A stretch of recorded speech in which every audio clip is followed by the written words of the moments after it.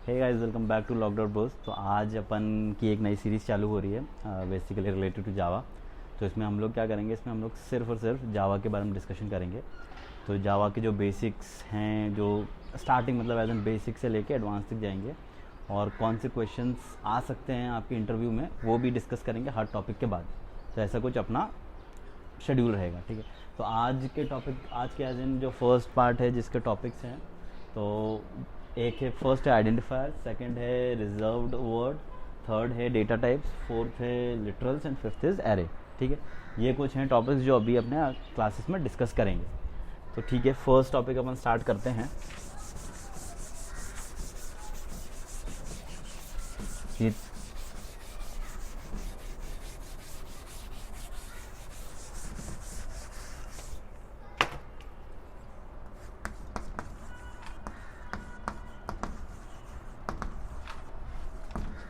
Identifiers क्या होते हैं पहले वो एक बार समझते हैं। जैसे फॉर एग्जांपल, अगर मान लो मुझे कुछ किसी को इंट्रोड्यूस करना है, तो मैं क्या बताऊंगा? सबसे पहले मैं अपना नाम बताऊंगा, तो दैट इज़ कॉल्ड आइडेंटिफायर। वो मेरा आइडेंटिफिकेशन है।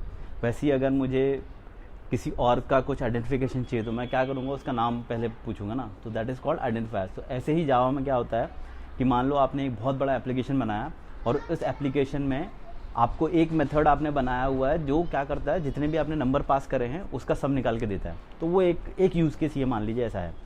तो उस यूज़ केस को आप कैसे समझाओगे कि हाँ मेरा ये मेथड जो है ये मुझे कॉल करना है? जावा के कंपाइलर को आप कैसे समझाओगे? वो उसको कैसे पता चलेगा? तो उसको पता चलेगा आइडेंटिफायर से। वो आइडेंटिफायर होगा आपका मेथड नेम। तो अगर हमारे जैसे वेरिएबल होते हैं, मेथड नेम होते हैं, ये जितनी भी चीज़ें होती हैं, दोज आर कॉल्ड आइडेंटिफायर्स। अभी मैं आपको एग्जांपल देता हूँ, उससे समझ में जल्दी आ जाएगा।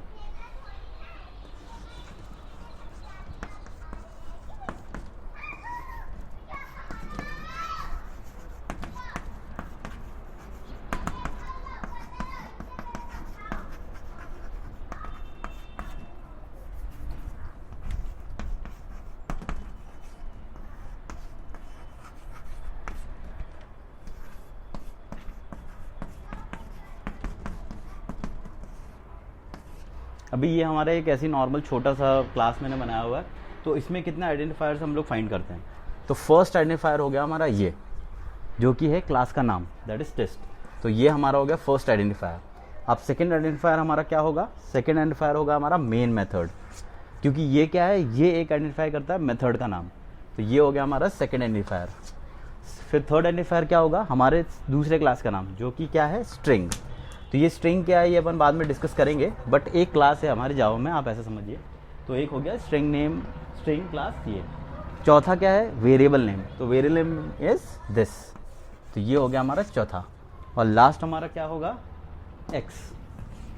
तो ये हो गया हमारा पांचवा। तो अगर आप देखोगे तो इस पूरे क्लास में हमारे पास कितने आइडेंटिफायर है? टेस्ट एक होगा, that is class name, second is main method name, third is string, that is also class name, fourth is arcs, that is a variable name, and fifth is x.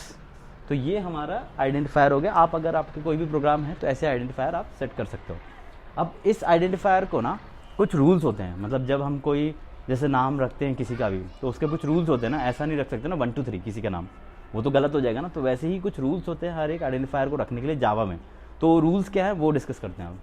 तो guys, तो अभी हम लोग rules discuss करते हैं। Rules as an identifiers के कुछ rule होते हैं जावा में, जो हम लोग वही सिर्फ जब हम आइडेंटिफायर बना रहे तो वो रूल्स फॉलो करने पड़ते हैं।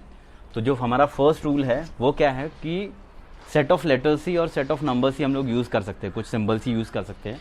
तो फर्स्ट है A to Z, that is small, second is capital A to capital Z, third is 0 to 9, fourth is dollar symbol, and last is underscore symbol. ये 5 चीज़ें छोड़ के अगर आप कुछ भी यूज़ कर रहे हो जावा में आइडेंटिफायर बनाने के टाइम पे, तो वो आपको कंपाइल टाइम एरर देगा। जैसे फॉर एग्जांपल, अगर मैंने पहला लिख दिया INT x underscore 1 equal to 0, अगर मैंने ऐसा लिखा है तो this is correct, this is definitely correct, ठीक है। बट अगर मैंने ऐसा लिख दिया INT x hash 1 equal to 0, तो this will give us compile time error. तो यहाँ पे हमको कंपाइल टाइम एरर आ जाएगा। तो पहला रूल तो ये हो गया। जो दूसरा रूल है हमारा, वो रूल क्या है कि आइडेंटिफायर जो है वो हमेशा नंबर से स्टार्ट नहीं हो सकते हैं। वो सिर्फ और सिर्फ लेटर से स्टार्ट होंगे, नंबर एंड आपका जो सिंबल्स हैं उससे स्टार्ट नहीं हो सकता है। तो अगर मैं ऐसा कुछ लिखता हूँ कि int 1 2 3 x इक्वल टू 0, तो ये क्या करेगा, ये हमको देगा कंपाइल टाइम एरर, ठीक है। बट अगर मैंने लिख दिया int x 1 2 इक्वल टू 0, तो दिस इज करेक्ट, ये डेफिनेटली करेक्ट है, इसमें कोई भी आपको इशू नहीं आएगा, ठीक है। तो ये 2 रूल हो गए।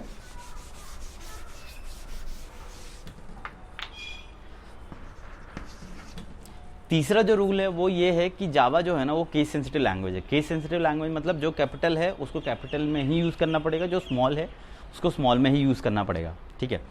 तो इसका मतलब क्या है कि अगर मेरा एक मेथड है, मान लो वॉइड सम करके एक मेथड है, ठीक है, सम करके एक मेथड है मेरा, उस मेथड में मैंने 2 वेरिएबल बनाए, एक बनाया int x इक्वल टू 0 और दूसरा बनाया मैंने int capital X equal to 0। तो अगर मैंने ऐसा कुछ बनाया ना तो ये दोनों करेक्ट हैं एक्चुअली, इसमें कोई भी एरर नहीं आएगा, कंपाइलर कुछ भी एरर नहीं देगा। क्यों? क्योंकि केस सेंसिटिव वाला लॉजिक इसमें लगता है, ठीक है, तो इसीलिए ये सही है। बट अगर आप प्रोग्रामिंग वे में देखोगे तो ये बहुत ही गलत वे है प्रोग्रामिंग की, बिकॉज एक वेरिएबल x है, दूसरा वेरिएबल कैपिटल X है, तो जब आप यूज़ करोगे ना रियल टाइम में तो आपको समझ ही नहीं आएगा x में क्या है, कैपिटल X में क्या है। तो इसीलिए जो हमारे वेरिएबल के नाम है वो काफ़ी ध्यान से और काफ़ी सोच समझ के उनका नाम अपन को देना चाहिए। जो फोर्थ है हमारा वो ये है कि अगर मैं कोई वेरिएबल बना रहा हूँ उसका कोई भी लेंथ लिमिट नहीं होती है। मतलब कि अगर मैंने int लिखा a ऐसे चलता रहा, फिर a n टाइम्स मैंने a लिख दिया, ठीक है, और यहाँ पे मैंने कर दिया 0, तो अगर मैं ऐसा कुछ कर रहा हूँ ना तो ये बिल्कुल सही है, मतलब इसमें कुछ भी एरर नहीं होगा। क्यों? क्योंकि हमारा जो वेरिएबल है ना वो n नंबर ऑफ कैरेक्टर्स हो सकते हैं उसमें। बट इसका इशू क्या है, अगर मैं ऐसा कुछ प्रोग्रामिंग करता हूँ तो इसका दिक्कत क्या है, इसका दिक्कत ये है कि मेरे को क्या लिखना पड़ेगा, एसओपी अगर मेरे को सिर्फ इस वेरिएबल का करना पड़ेगा ना तो मेरे को कितनी बार ये सेम चीज़ लिखनी पड़ेगी, आप सोचिए। तो इसीलिए ये जो प्रोग्रामिंग प्रैक्टिस है ये भी बिल्कुल गलत है, बट रूल समझ आ गया होगा आई थिंक आपको।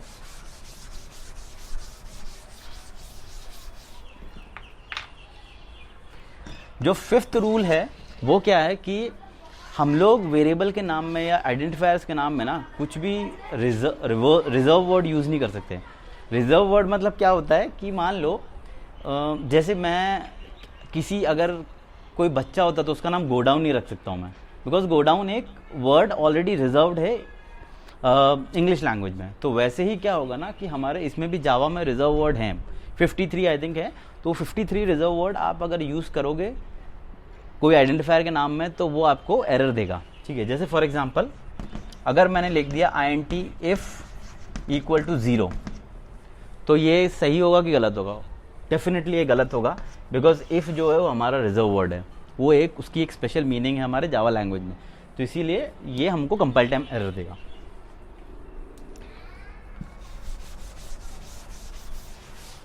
अब जो 6th हमारा है वो ये बोलता है कि अगर आप आइडेंटिफायर में कुछ क्लास का नाम या वेरिएबल का नाम या क्लास का नाम ले रहे हैं, अगर ऐसा कुछ है तो आप यूज़ कर सकते हो। जैसे फॉर एग्जांपल अगर मैंने लिखा int स्ट्रिंग इक्वल टू 0, तो आपको क्या लगता है ये सही होगा कि गलत होगा?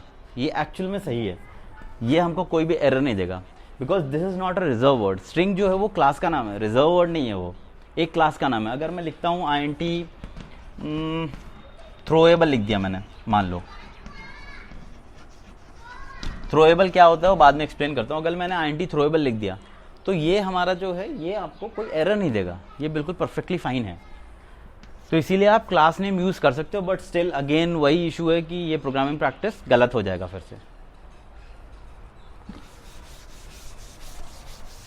और जो हमारा लास्ट रूल है, आई थिंक रूल्स तो ख़त्म हो गए, इसके बाद सारे रूल्स ख़त्म हो चुके हैं। अब मैं कुछ प्रैक्टिस क्वेश्चंस देता हूँ, वो मैं इस पे बोर्ड पे डाल दूंगा, आप अपने हिसाब से प्रैक्टिस करना और बताना सही है कि गलत है, ठीक है।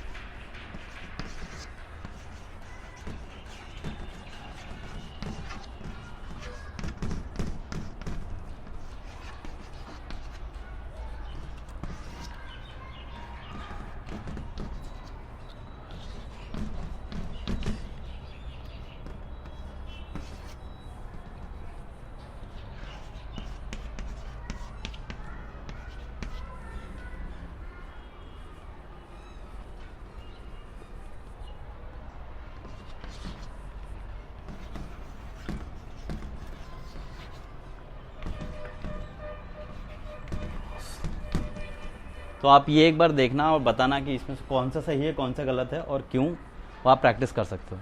तो आज आइडेंटिफायर्स के लिए इतना ही। Thank you so much for watching.